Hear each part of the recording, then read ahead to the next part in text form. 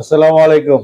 একটু শব্দ হবে ভিডিওর মাঝখানে, কজ বাসার উপরে কাজ চলছে, সেজন্য আগে থেকেই দুঃখিত।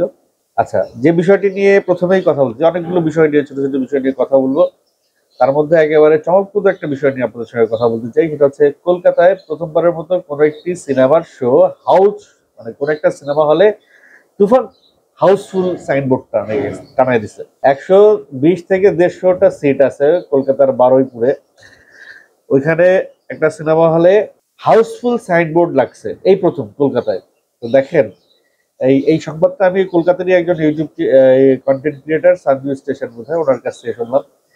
তো দেখেন, যারা মানে কলকাতার অনেক ইউটিউবার, অনেক ভালো ভালো ইউটিউবার, কন্টেন্ট ক্রিয়েটার, যারা বলছিলেন যে তারা কিন্তু মিথ্যে কথা বলছিলেন না, কিন্তু যেভাবে বলছিলেন ফলাও করে, 5 জন দর্শক, 10 জন দর্শক, এটা চলবে না, এটা ড্রাস্টিক একটা কালেকশন পাবে, এটা মুখ থুবড়ে পড়ছে, এটার কোনো ভবিষ্যৎ নাই, এটা একটা লজ্জাকর একটা বিষয়, তুফানের জন্য লজ্জা, বাংলাদেশের জন্য লজ্জা, শাকিব খানের জন্য, এই ধরনের হাইলাইট শব্দ দিয়ে, বাক্য দিয়ে হাইলাইট করে, মানে তুফানকে মনে করেন যে যে কোনো ভাবে, মানে ওকে কাদার মধ্যে নিয়ে মনে করেন যে একটা দলাই মলাই দেওয়ার এত চেষ্টা ছিল ওদের, সেই চেষ্টার মধ্যে মনে করেন একটা থাপ্পড় মেরে দিচ্ছে এই সংবাদটা। তো কলকাতায়, হ্যাঁ হোক সেটা ভাই 150 সিটের সিনেমা হল হোক না, 150 সিটের সিনেমা হল, কিন্তু হাউসফুলের সাইনবোর্ডটা লাগছে। দেখেন, আমি বরাবরই একটা কথা বলে আসছিলাম যে রায়হান রাফি সুই হয়ে ঢুকে ফাল হয়ে বেরোয়। রায়হান রাফির সিনেমা শুরু হয় ছোট করে,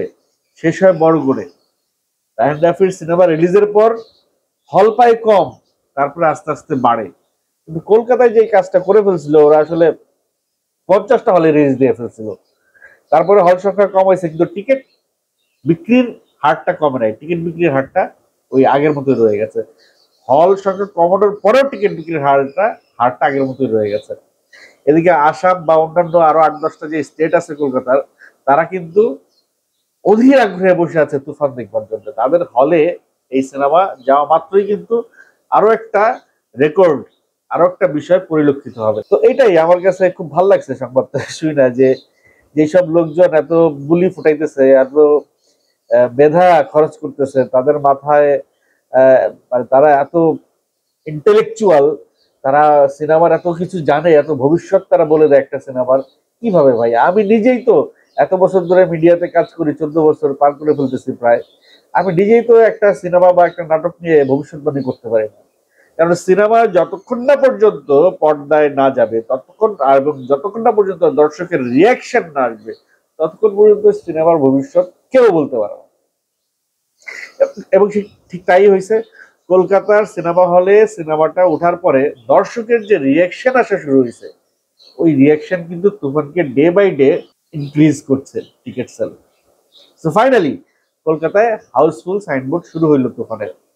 আমার মনে হয় বাংলাদেশের যে কোনো সিনেমা এই রেকর্ড আগে করতে পারে নাই। কলকাতায় বাংলাদেশের কোনো সিনেমা হাউসফুল একটা সাইনবোর্ড ঝুলাইছে, এরকম কোনো হিস্ট্রি কারো জানা থাকলে অবশ্যই কমেন্ট বক্সে জানিয়ে দিবেন। এদিকে আমাদের অমিতাভ রেজা, আয়নাবাজি খ্যাত পরিচালক, তিনি শাকিব খান সম্পর্কে একটা মন্তব্য করেছেন। উপস্থাপিকা তাকে জিজ্ঞেস করছিল যে শাকিব খান দেখতে কেমন। তো তিনি শাকিব খান সম্পর্কে মন্তব্য করেছেন, শাকিব খান ফর্সা মানেই সুন্দর, শাকিব খান ফর্সা তাই সে সুন্দর। মানে সে শাকিব খানকে প্রশংসা করেছে, কিন্তু একটু ঘুরিয়ে করেছে, মানে সরাসরি করতে পারেনি।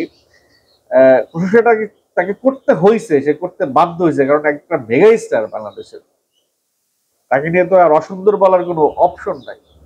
তো খানিকটা তিনি বোধহয় একটু ব্যঙ্গ করেই বললেন যে আমাদের দেশে কেউ যদি সুন্দর হয়, ফর্সা হয়, তাহলেই তাকে সুন্দর বলা হয়। তো শাকিব খান ফর্সা, তাই সে সুন্দর। অমিতাভ রেজা তিনি আরো ব্যাখ্যা দিচ্ছেন যে দেখেন, আমাদের দেশে টেলিভিশন বলেন, চ্যানেল বলেন, যে কোনো জায়গায় বিজ্ঞাপনে যখনই কাউকে মডেল হিসেবে নেওয়া হয়, কোনো অসুন্দর কাউকে কি নেওয়া হয়েছে? কোনো অসুন্দর নারীকে কি নেওয়া হয়েছে যাকে যে দেখতে কুৎসিত? আমি এই বিষয়টাকে দ্বিমত পোষণ করছি। তাহলে কি নাইজেরিয়া বা আফ্রিকা যেসব মেয়েদের বা ছেলেদের গায়ের রং কালো, তারা কি মডেল হইতে পারে না? কালো কোনো মডেল কি নাই? কালো গায়ের রং কালো বলে সুন্দর ছেলে কি নাই? গায়ের রং কালো বলে সুপারস্টার খেতাব কি কেউ পায় নাই কোনো হিরো? আমার কাছে একটু বিষয়টা একটু অন্যরকম লেগেছে। দর্শক আপনাদের কাছে কেমন লেগেছে অবশ্যই কমেন্ট করে জানাবেন। সেই সঙ্গে আমি আপনাদেরকে বলতে চাই, প্রযোজক শাহরিয়ার শাকিল দাবি করেছে তার ভেরিফাইড ফেসবুক পেজে যে কলকাতায় তুফান ভালো ব্যবসা করছে। তাহলে এই যে ভাই সবাই যে চিল্লাইতেছি আমরা তুফান কলকাতায় ফ্লপ, তুফান কলকাতায় ব্যবসা করছে না, তুফান কলকাতায় জায়গা পাচ্ছে না, প্রযোজক যদি কয় সে টাকা কামাইতেছে তো কলকাতা থেকে, তাহলে আপনারা চিল্লায় লাভ আছে? আপনার চিল্লায় কোনো কাম আছে? এই প্রযোজকের যদি বলে যে সে বেশি টাকা কামাইছে তাহলে কি তার কোনো ফায়দা আছে? তাকে তো মানে ট্যাক্স দিতে হবে। সে যত টাকা ঘোষণা দিবে সেই ঘোষণা অনুযায়ী তো তাকে ট্যাক্স দিতে হবে, তাই না? অযথা যদি সে শুধু বাড়াইয়া বলে তাহলে তো সিনেমার যে পুঁজি সেই পুঁজিটাই তো তার হয়ে যাবে। অনেকে বলতে পারেন যে ভাই কালো টাকা সাদা করতেছে। না ভাই, কালো টাকা হিট ছবি দিয়ে সাদা করে না, কালো টাকা ফ্লপ ছবি দিয়ে সাদা করে। ফ্লপ ছবিতে বলে যে লাভ হয়েছে, বেসিক্যালি লাভ হয় নাই, ওইটা হচ্ছে গিয়ে তাদের কালো টাকাটা সাদা হয়। কিন্তু এটা তো প্রফিট করছে, তো সে তো এই অঙ্কটা তাকে একটা জেনুইন অঙ্কটা তাকে দেখাইতে হচ্ছে, জেনুইন অঙ্ক থেকে তাকে প্রপার ট্যাক্সটা সে কেটে রাখবে। তো এইখানে কালো টাকা সাদা করার অপশন খুবই কম। কালো টাকা সাদা হয় সেই সব সিনেমা, যেই সব সিনেমা দেখবেন আপনি জীবনের নামই শুনুন নাই, কিন্তু রিলিজ হয়েছে একদিন কোনো একটা সিনেমা হলে চলছে, পত্রিকায় নিউজ আসছে, বাস ওই সিনেমাগুলা তারা প্রযোজক দাবি করছে ব্যবসা সফল। ওই সিনেমাগুলা দিয়ে কালো টাকা সাদা করা যায়। তো খামাখা এরকম একটা বিতর্ক হিট সিনেমায় আনার কোনো যুক্তি নাই, কোনো অপশনই নাই, কোনো সুযোগই নাই। আরো একটা সুন্দর চমৎকার একটা সংবাদ আপনাদেরকে দিতে চাই, সেটা হচ্ছে যে শাকিব খানের উড়াধুরা গানটা 100 মিলিয়ন পার করছে। 100 মিলিয়ন ভাই! পুরা বিশ্বের যত হিরো আছে তাদের, মানে যত সুপারস্টার আছে তাদের যে কোনো গান, মানে হিট যে কোনো গানের সঙ্গে শাকিব খানের উড়াধুরা তুলনা করা যেতে পারে। কারণ 100 মিলিয়নের ক্লাবে গেছে শাকিব খানের উড়াধুরা গান। এটা কিন্তু চারটিখানি কথা না, বাংলা একটা গান 100 মিলিয়ন, যেগুলো হিন্দি সিনেমার অনেক পপুলার গানও যাইতে পারে না। এসবিএফ এ এবং চরকিতে মিলায়া টোটাল 100 মিলিয়ন ভিউ হয়েছে উড়াধুরা গানটা। এটা কিন্তু ব্যাপক একটা রেকর্ড, ব্যাপক একটা সফলতা। এর আগে আমার আগের কন্টেন্টে বলছি যে লন্ডনে প্রবাসের কালকিকে পিছনে ফেলাইয়া সাকিবের তুফানের ডিমান্ড বেশি, টিকিট সেল বেশি সিনেপ্লেক্সে।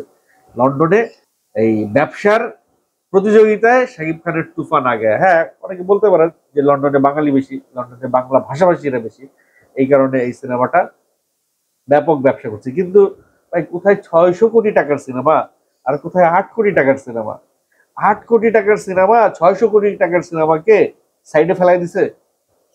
বোঝেন ভাই বিষয়টা? খামাখা চিল্লান কেন আপনারা ওই পারে বৈশা? আমাদের এই পারেরও অনেকে চিল্লায়, অনেকে তো উইঠা পড়ে লাগছে অনেক চ্যানেল, আমি নাম বলতে চাই না। মানে কিভাবে শাকিব খানকে ছোট করা যায়, কোন কাকে ডাইকা ডাইকা তার পেটের থেকে শাকিব খানের অতীতের ইতিহাস বাই করে তারে কিভাবে কলঙ্কিত করা যায় এত চেষ্টা করতেছে। এরা কি ভবিষ্যতে কোনোদিন এদের লজ্জা লাগবে না? এদের লজ্জা শরম বলে কিছু নাই যে তারা বাংলাদেশের একজন ন্যাশনাল একজন পার্সনকে, যে পুরা ওয়ার্ল্ডে যে বাংলাদেশকে রিপ্রেজেন্ট করছে, তাকে ছোট করছে ভিডিওর মাধ্যমে, কন্টেন্টের মাধ্যমে। কি দরকার? কয় টাকা পাবে? এবং সেই সব ভিডিওতে কিন্তু ভিউও হচ্ছে না। নর্মালি যদি তারা শাকিব খানের একটা পজিটিভ ভিডিও করে সেখানে তাদের ভিউ হয় যত, তার 10 ভাগের 1 ভাগও সেই সব ভিডিওতে ভিউ হচ্ছে না। আলটিমেটলি তারা কিন্তু একটা সময়, তারা তো বেসিক্যালি ব্যবসা করার জন্য এটা করছে, হয় তাদেরকে কেউ টাকা দিচ্ছে অথবা এই ভিউ থেকে যে টাকাটা তারা পাবে সেটা তাদের ইনকাম হবে।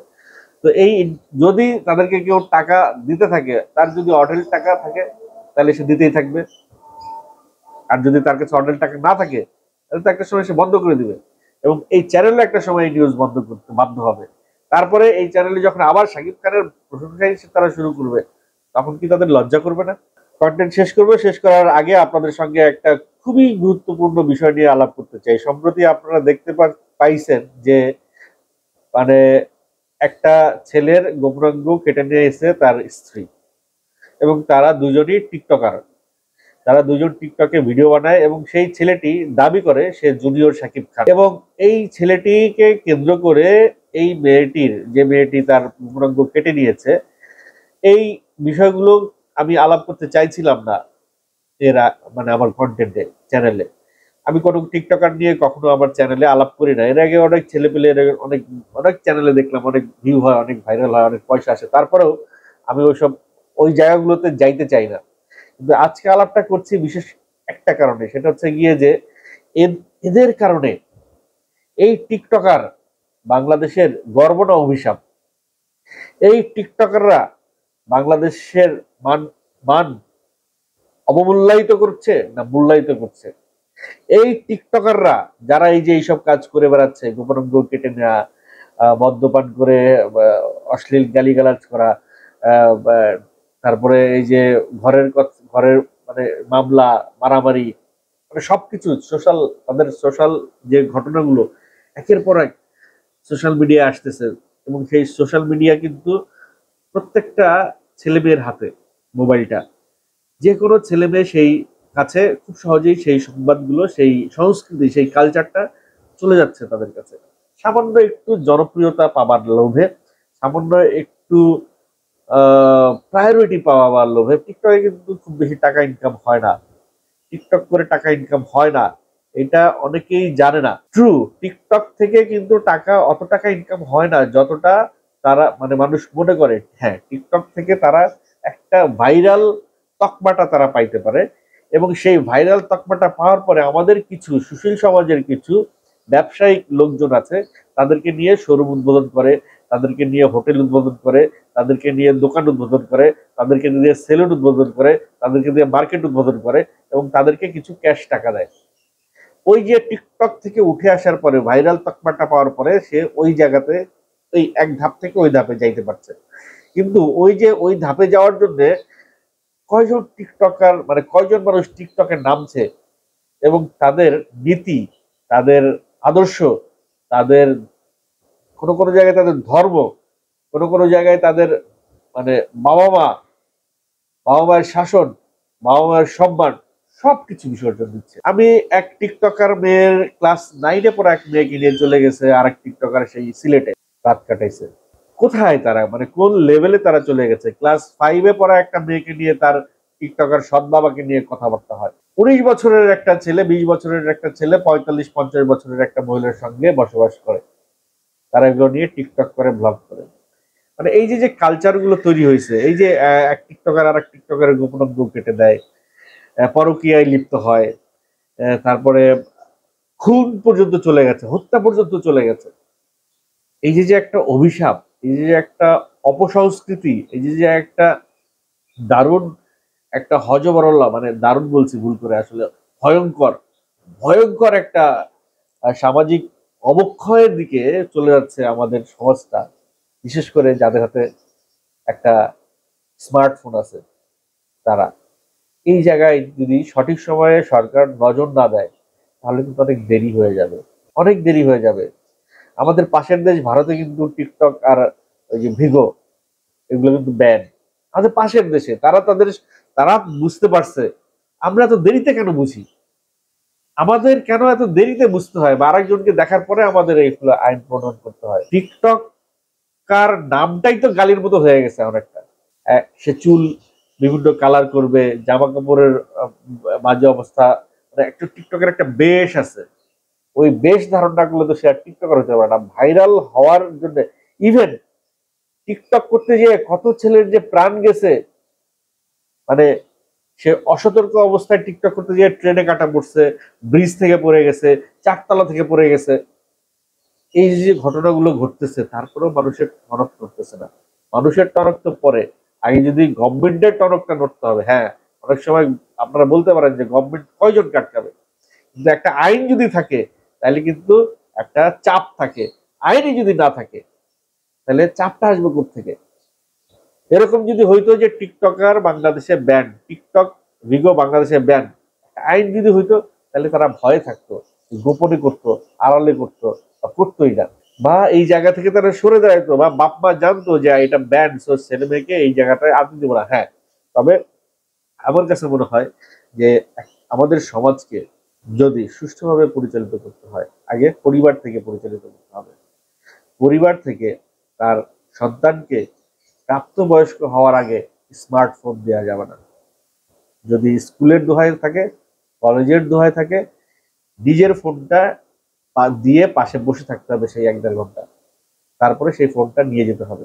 আমার ঘরে আমার একটা ভাগ্নি আছে, আমি আমার ঘরে রুল জারি করছি যে ওর মাও ফোন ব্যবহার করতে পারবে না যদি না শুধু ফোন কল না আসে। ফোন কল রিসিভ ছাড়া আর কোনো সময় ও স্টুডেন্ট লাইফ যতদিন থাকবে সে আদার্স কোনো অ্যাক্টিভিটিস ফোনে করতে পারবে না। ঘর থেকে যদি আইন না হয়, সরকার আইন করে কিছুই করতে পারবে না। আমাদের দেশের ছেলেমেয়েরা কেন ফোন লাগবে? একটা অপ্রাপ্তবয়স্ক ছেলেমেয়ের কেন একটা স্মার্টফোন লাগবে? ওয়াই? একটা বাটন ফোন হলেই তো হয় ইমার্জেন্সি খবরের জন্য। আগে তো আমাদের দেশে ফোন ছিল না, তখন কি খুব অঘটন ঘটতো? তখন কি খুব অনেক সমস্যা হইতো? হতো না তো। অবৈধ টাকা, কারো যদি বৈধ টাকা থেকে থাকে তাহলে সন্তানকে 1.5 লক্ষ টাকার আইফোন কিনে দেওয়ার ইন্টেনশন কোনো বাবা মার কখনোই হবে না। আর অবৈধ টাকা থাকে বলেই সন্তানকে সে 1.5 লক্ষ টাকার আইফোন কিনে দেয়। কি দরকার তার আইফোন? কি দরকার তার ফোন? ফোনে পড়ালেখা? ওয়াই? তাহলে বই খাতার কি দরকার? স্কুলে যাওয়ার কি দরকার? উঠে যাক সব, উঠে বসে বসেই সব করবে, সম্ভব না তো। তাহলে ফোনটা কেন প্রাপ্তবয়স্ক না হওয়ার আগে তাকে ফোন? একটা একটা মানুষের কাছে আপনি যে গাড়ির ড্রাইভিং জানে না, তাকে যদি আপনি গাড়িতে বসায় দিয়া হাইওয়েতে ছেড়ে দেন, সে কি করবে বলেন তো? সে তো অ্যাক্সিডেন্ট করবে। তো একটা ছেলে যে ফোনের প্রপার ব্যবহার জানে না প্রাপ্তবয়স্ক হওয়ার আগে, তার কাছে ফোন গেলে সে কি না করবে, কি না করবে। তো অবশ্যই প্রত্যেকের ঘরে প্রত্যেকের বাবা মাকে সচেতন হতে হবে। ছেলে মেয়ে ফোন দিয়ে কি করে সেটা 24 আওয়ার্স অবজারভেশনে থাকতে হবে।